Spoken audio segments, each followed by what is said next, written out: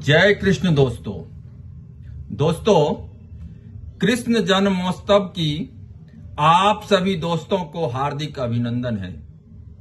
दोस्तों, कृष्ण जन्मोत्सव हमें बहुत कुछ सिखाती है। दोस्तों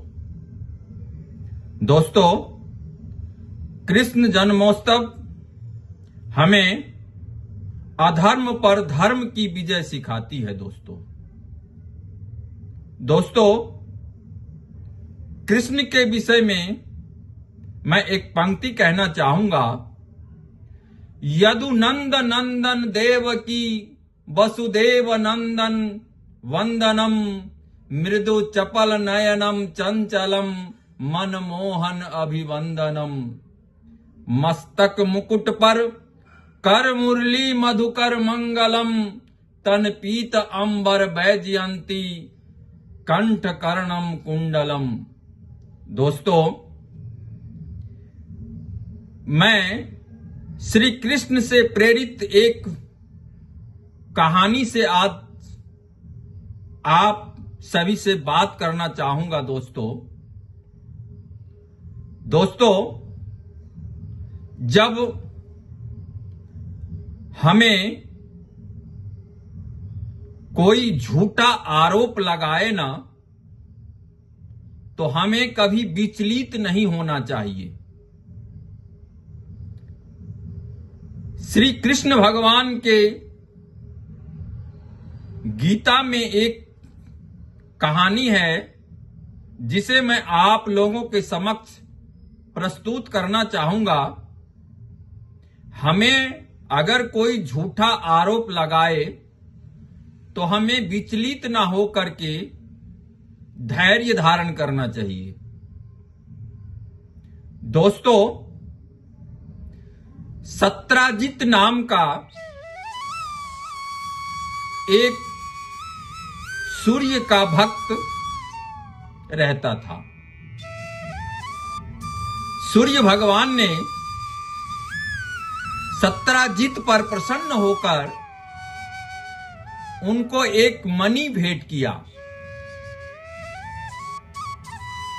वो मणि प्रतिदिन 20 तोला सोना उगलता था।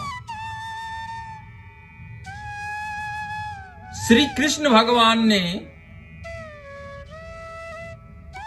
सत्राजित से कहा कि सत्राजित, ये मणि आप राजकोष में डाल दो, जिससे प्रजा को ये काम आएगा। सत्राजित ने श्री कृष्ण भगवान को मणि देने में मना कर दिया।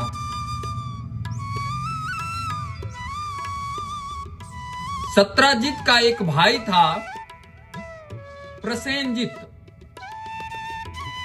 प्रसेनजित ने सत्राजित का मणि चुरा लिया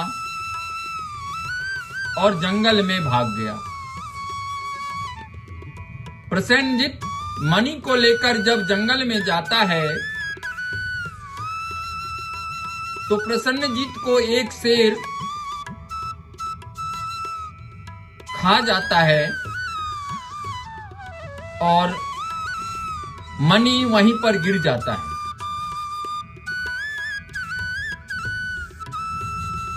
उस जंगल में जामवंत नाम का एक राजा, जंगल का राजा था, उसे मणि मिल जाता है। इधर सत्राजित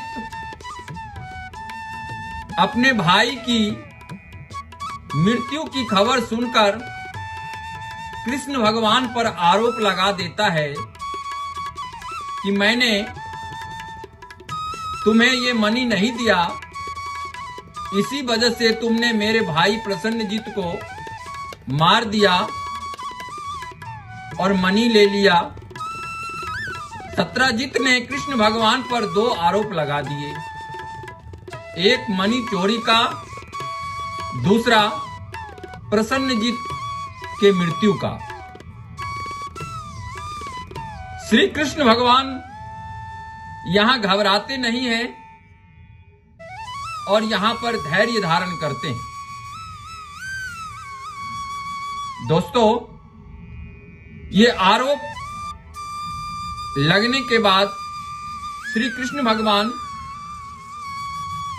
इस आरोप का पता लगाने के लिए जंगल में निकल जाते हैं।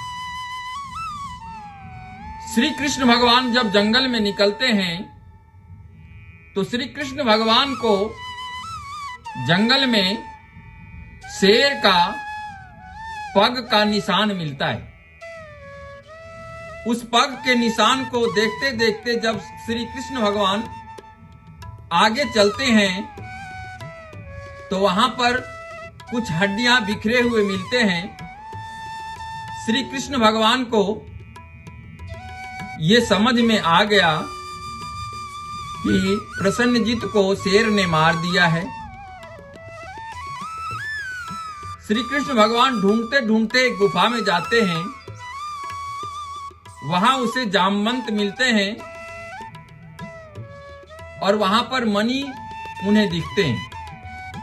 श्री कृष्ण भगवान जामवंत से मणि मांगते हैं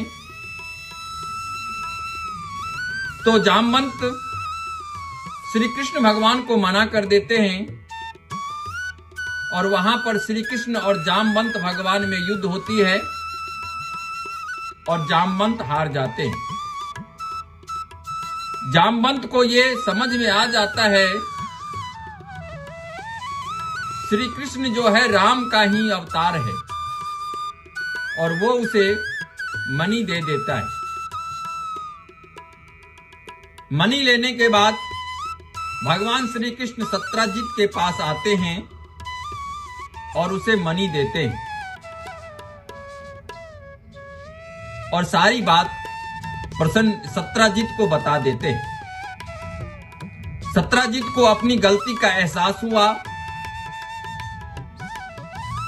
उन्होंने श्री कृष्ण भगवान को मणि राजकोष में रखने के लिए दे दिया और उससे प्रजा का कल्याण हुआ और इस तरह से श्री कृष्ण भगवान का जो कलंक उनके सिर से उतर गया। तो दोस्तों, इस कहानी से यही सीख मिलती है कि अगर आपके ऊपर कोई गलत आरोप लगाए ना तो आप विचलित ना हो, धैर्य धारण करें। एक ना एक दिन अगर आप गलत नहीं हो तो आप का ये समाधान परमपिता परमेश्वर जरूर निकालेंगे। दोस्तों, आज के लिए इतना ही। अगर हमारा वीडियो आप लोगों को अच्छा लगता है दोस्तों, प्लीज सब्सक्राइब करें, लाइक करें। दोस्तों, आपके एक लाइक से हमारा भक्ति फैमिली परिवार बड़ा हो सकता है। जय श्री कृष्ण दोस्त, जय श्री कृष्ण।